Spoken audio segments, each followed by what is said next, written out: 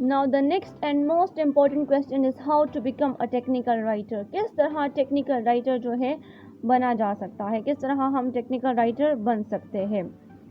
So technical writer बनने के लिए हमारे पास जो है कुछ पॉइंट्स है, उस पर जो है आपको फोकस करना होगा, उसके मुताबिक आपको जो है राइटिंग करनी होगी.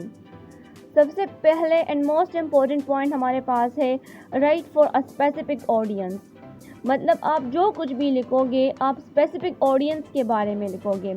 फॉर एग्जांपल आप इंजीनियरिंग के स्टूडेंट्स के बारे में कोई टॉपिक आपने सेलेक्ट किया है, तो आप सिर्फ उन स्टूडेंट्स के बारे में, उनका जो नीड है उनके बारे में आप जो है उस टॉपिक को डिस्कस करोगे, उस टॉपिक के बारे में आप जो है लिखोगे.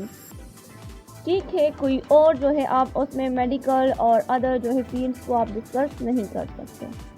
ठीक है. The next most important point is stick to the facts. मतलब कि आपका जो मकसद, जो ऑब्जेक्टिव आपका हो, उस पर आपको जो है फोकस करना होगा. स्ट्रेट फैक्ट्स, जो भी हकाइक हमारे पास हो उसको आपने जो है मेंशन करना है, उसको आपने राइट करना है. आप अवॉइड करोगे अपने ओपिनियंस को, अपने जजमेंट को. मतलब आपने खुद जो जजमेंट किया हो उसको आप अवॉइड करेंगे. मतलब आपने जो रिसर्च किया हो, उस रिसर्च बेस से जो डेटा आपको मिला है आप उसको सिर्फ मेंशन कर सकते हैं. आप टेक्निकल राइटिंग में जो है अपने ओपिनियंस नहीं लिख सकते किसी भी सूरत में. ठीक है. आप जो कुछ भी लिखोगे वो हमारे पास जो है प्रॉपर रिसर्च से बेस्ड होना चाहिए.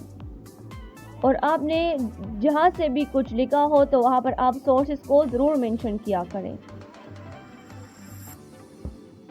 नेक्स्ट पॉइंट हमारे पास है कि आप जो कुछ भी लिखो वो हमारे पास एक्यूरेट होना चाहिए. ज़रूरी नहीं है कि वो हमारे पास इंटरेस्टिंग हो, बट वो हमारे पास जो है एक्यूरेट होना चाहिए. मतलब जैसे कि हमारे पास नॉवेल्स होती है, ड्रामास होती है, इस तरह और स्टोरीज़ की बुक्स होती है जिसमें हमारे पास एक्यूरेसी जो है बहुत कम होती है. 1-2% या 5% हमारे पास उसमें एक्यूरेसी होती है. अदरवाइज़ सारा जो है अपने इमेजिनेशन, पोइट्री की तरह सब कुछ जो है बंदा अपने इमेजिनेशन से सारे जो है नावल्स को लिखता है. ठीक है. और इंटरेस्टिंग भी बहुत ज़्यादा होती है. जो लोग भी उसको स्टडी करते हैं तो बस जो बुक नावल शुरू करते हैं 2-3 दिन में उसको जो है वाइंड अप कर देते हैं, उसको ख़त्म कर देते हैं. और उसके बरअक्स अगर हम अपने टेक्स्ट बुक्स को देखें या फिज़िक्स, केमिस्ट्री, बायो के बुक्स को हम देखें तो वो हमारे पास इतने इंटरेस्टिंग नहीं होते, कोई उसमें इतना इंटरेस्ट नहीं लेता. ठीक है. लेकिन वो हमारे पास एक्यूरेट होती है, वो सच होता है, एक्यूरेसी उसमें ज़्यादा होती है. ठीक है. बल्कि बिल्कुल एक्यूरेट ही होते हैं.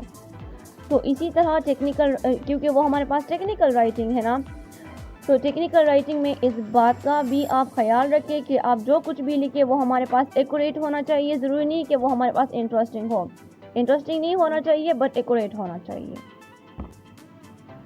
और next last main important point हमारे पास है कि आप जो है दुनिया के नई चीज़ों को के बारे में आपको इल्म होना चाहिए. जैसे कि हमारे पास दुनिया जो है, वर्ल्ड जो है चेंजिंग, मतलब दुनिया में हमारे पास दिन ब दिन न्यू जो है इन्वेंशंस होती जा रही है, न्यू चीज़ें जो है वो डेवलप हो रही है. तो आपको चाहिए कि आप नई चीज़ों के बारे में आपको इल्म होना चाहिए.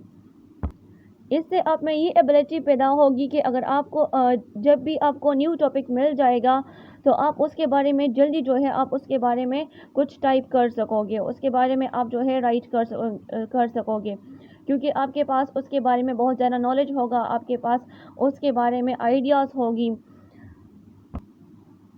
एंड फाइनली आपके पास जो है सर्टिफिकेट भी टेक्निकल राइटिंग का होना चाहिए, क्योंकि आज का जो दौर है ये कंपटीशन का दौर है. आपके पास बेस्ट सर्टिफिकेट होना चाहिए. आप बेस्ट टेक्निकल राइटर, आपको बेस्ट टेक्निकल राइटर होना चाहिए, तब जो है आप इससे अपना करियर बना सकते हैं. Thank you.